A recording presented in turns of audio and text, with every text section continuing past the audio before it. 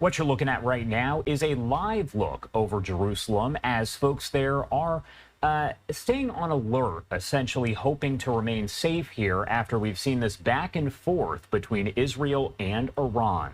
Now, if you are just joining us and kind of catching up here, I do want to go over just some of the basics. Israel launching a wave of strikes across Iran earlier today that targeted its nuclear program and military sites, killing at least two top military officers and raising the prospect of an all-out war between the two bitter Middle East adversaries. It appeared to be the most significant attack Iran has faced since the 1980s.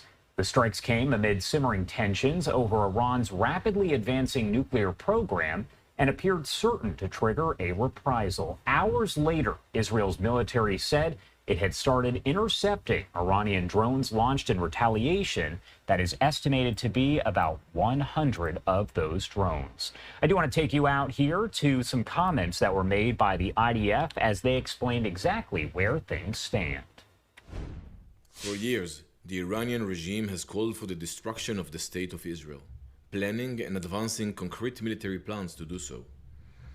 Over the past few months, intelligence has shown that Iran is closer than ever to obtaining a nuclear weapon. This morning, the IDF began preemptive and precise strikes targeting the Iranian nuclear program in order to prevent the Iranian regime's ability to build a nuclear bomb in the immediate time frame. We have no choice. We are operating against an imminent and existential threat. We cannot allow the Iranian regime to obtain a nuclear weapon that would be a danger to Israel and the entire world.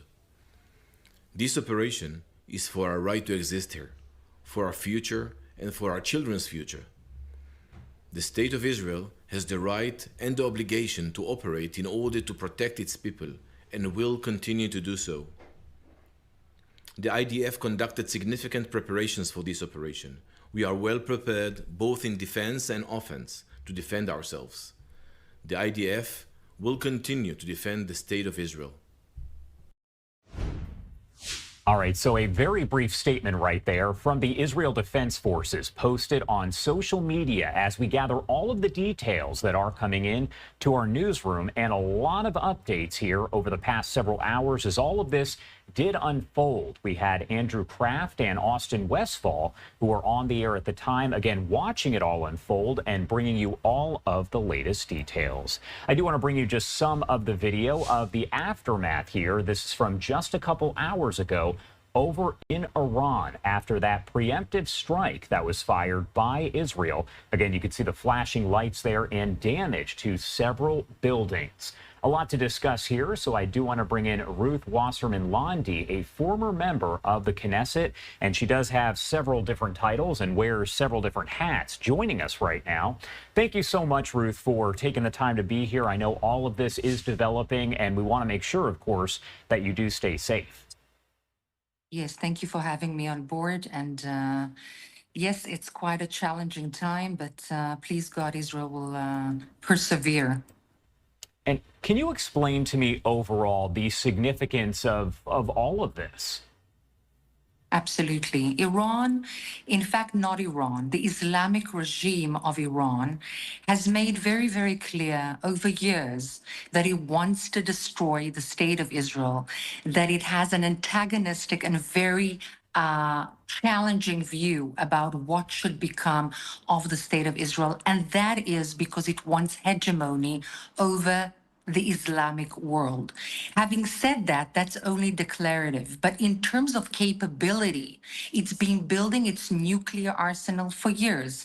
We've been warning this. The IAEI, in other words, the roof organization or the body that has been supervising, in inverted commas, the capabilities of Iran in the nuclear sphere, has only recently come out and unprecedentedly said that Iran has been hiding. We've been saying saying this for years, but the IAEI, that obviously there is no fear that it is biased towards Israel, has come out very, very recently and said that Iran has been hiding significant developments in terms of its nuclear capabilities. And Israel has also sought that information and, in fact, exposed it worldwide.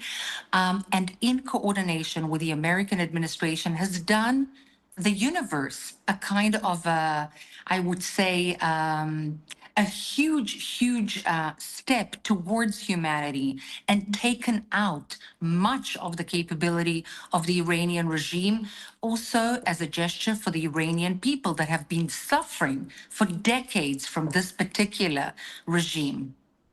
And I do want to pop this up on your screen because this right here is actually coming in from the Israel Defense Forces. They provided us this video kind of showing how all of this did play out, the areas that were struck by the IDF and other military there.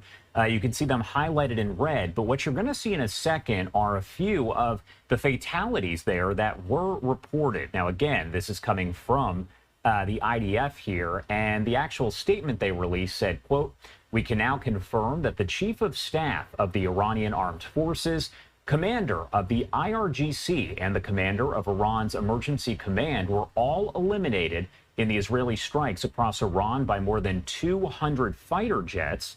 These are three ruthless mass murderers with international blood on their hands. The world is a much better place without them." Want to get your take on that, especially the death of the commander of the Iranian Revolutionary Guard. So this is a very important point that you make, because as you had very cleverly mentioned, this is very precise and very, very specific. The Israeli government, the Israeli people, the Israeli military has absolutely nothing against the Iranian people, on the contrary, but it has to take out those people that threatened and actively were involved and threatened and built the capabilities against not only Israel, but Israel was just the first step, but in fact, the West in general. And the strikes, if you notice, were very, very precise against those people in the first steps of this, I would say, kind of campaign. And if you notice in the pictures, these are blocks of flats. Not only the entire block was not taken out, in other words, the neighbors were left safe, but the very specific flats or apartments of those people were taken out. And you can see that in the pictures that you are showing online, which is exactly the point. The Israeli government is out to protect itself and its civilians and its citizens. There's no politics here. There's no left, there's no right. This is a humanitarian and a humane step in order to preserve the people of Israel and the state of Israel. And this is what we all feel very, very significantly as a mother with the children in the safe room. We are not moving from our homes. This is what I can tell the world. The world is certainly a better place. On that note, can you explain what it's like for folks right now that are there in Israel? Because again, 100 plus drones launched by Iran toward Israel in retaliation. It sounds as though the IDF is saying the drones were intercepted, but what is it like right now as folks do brace for the possibility of retaliation? So first of all, we were awakened in the middle of the night. We were told to go into the safe rooms, ourselves, our children, our dogs, whoever we need to keep safe, to make sure that we have water and so on. We were told later, and that's what we tell our children with a smile, trying to remain calm, that there will be a retaliation. There is an expectation of a retaliation. In fact, the number of drones that were sent exceed 100, and yes, we were told that they were intercepted.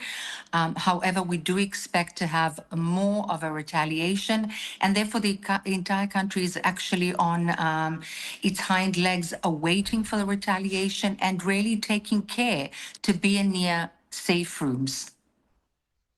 What role at this point does it appear that the U.S. played in the coordination of this, the de-escalation before or after the strike? Is there much of U.S. involvement, or does it appear that this is mostly what we're looking at, kind of an Israel operation? So certainly, this is an Israel operation. There was no cooperation on the ground or in the operation itself with the U.S. However, this is completely a concerted effort and a coordinated effort of two allies that are keen to protect the world, the moderate Western world, and those who want to be allied with it from forces like the Iranian regime. Again, not the Iranian people, but the Iranian regime. And there was full coordination. In fact, one could see many messages going out of the US concerning their own personnel in embassies throughout the region, throughout the very, very wide region, and also other moves that were made on the ground by US forces in preparation, but not in an actual de facto effort in the operation itself. Perhaps that would come at a later stage. And there are a lot of questions, obviously, all of this developing here at this hour. And you kind of touched on it. But my last question for you, I did want to get kind of your take on how Israel is making sure that civilians are not injured or killed. It does seem as though everything was done in a way that targeted the specific targets there. But I do want to get your take kind of overall. So I can say as proudly as possible, the Israeli government, the Israeli IDF, the Israeli people in general, as an Israeli and as a mother, not as a right winger, a left winger, or any other political stance, takes unprecedented effort not to hurt civilians in general. There is a huge, huge campaign against Israel in that sense, in all of its war efforts. But on the contrary, Israel takes unprecedented steps to try and not hurt civilians. And it is very obvious to people who understand in warfare and to experts, not Jewish experts, not Israeli experts, but rather American, British, and other, that there is a kind of a consequence to this policy of not hurting civilians. Of course, God forbid, in a war, sometimes civilians get hurt, and that is a tragedy. But that is not only the policy, humongous steps are being taken and precautions not to hurt civilians, and the results are obvious, not those that are portrayed by the Israel haters and the demonstrators that are funded by Muslim Brotherhood, by Qatar, by Hamas and others, but by real statistics. The real statistics, not what is shown on Pallywood and others, show exactly the opposite. That yes, there are tragically people that are being hurt, but many, many precautions are being taken, and as few people as possible are to be hurt, and the results are obvious in this Iranian campaign. My last question for you here, I know I said the last one was the last question, but I did want to ask you what you hope folks can kind of take away as they are watching this. There is a lot of misinformation that does go around about the situation in general. So what do you hope that folks who are watching right now will be able to take away from this? One of the main issues that I'd like people to try and understand, even though the vast majority of the population throughout the world is bombarded with disinformation, is the following. This is not a fight between Islam and Judaism, or the Arabs and Israel, or the Muslims and Israel. That's not the case. The case is very simply radical Islam, not every single Muslim on the face of the planet, radical Islam, either Shiite, as being led by the Iranian regime, or Sunni, like Qatar, like the Muslim Brotherhood. For example, Erdogan, the president of Turkey, and others, Hamas, and so on, against the free world. So people who want to live with freedom, with equality, with free speech, that's not whom you align with, because they play you against what is true. And truth is very simply to protect those people that actually want peace, want equality, want freedom, want equal rights, like the vast majority of the American population, like Israeli civilians, like other countries in the region, for example, the United Arab Emirates, Bahrain, and so on. So this is the real fight. And this is the fight that Israel is at the forefront of, actually fighting the fight for the world. And I know it sounds dramatic, but this is dramatic. All right, Ruth, thank you again for taking the time to be here with us and help discuss all of this further. We definitely appreciate it. Thank you. God bless. And of course, I do want to remind you that we are going to have extensive coverage as we get new developments. We'll make sure to bring those to you here on Live Now from Fox. We also know coming up at 11 a.m. Eastern time, around that time, that is when President Trump is expected to meet with the National Security Council all about this. There is going to be discussion about everything that happened and what could happen here in the future, as, of course, those nuclear talks between the U.S. and Iran are pretty much in limbo right now. The talks were expected to continue tomorrow, but it's not clear if that will still happen. Again, 11 a.m. Eastern time, that is when the Security Council will come together with President Trump.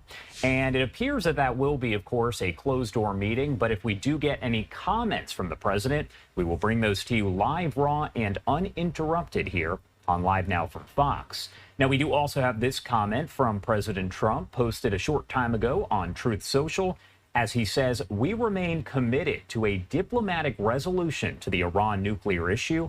My entire administration has been directed to negotiate with Iran. They could be a great country, but they first must completely give up hopes of obtaining a nuclear weapon. Thank you for your attention to this matter."